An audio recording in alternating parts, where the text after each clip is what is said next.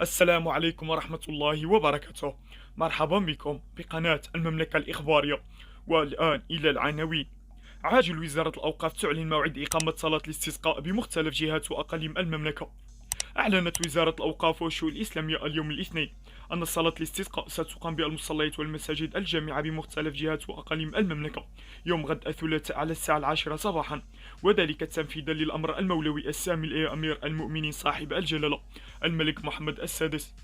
وفيما يلي نص البلاغ الذي أصدرته وزارة الأوقاف بهذا الخصوص،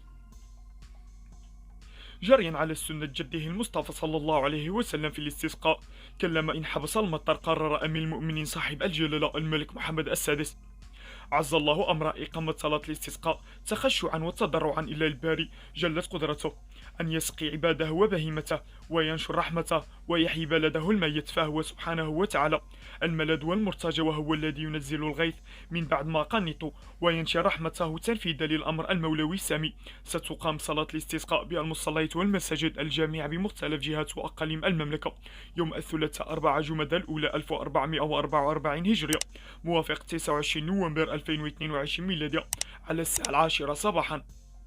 حفظ الله سيدنا الهمام بما حفظ به الذكر الحكيم، وجنب البلاد شح المطر وجدب السنين، وأقر عين جلالته بولي عهده صاحب السمو الملكي الأمير الجليل مولاي الحسن.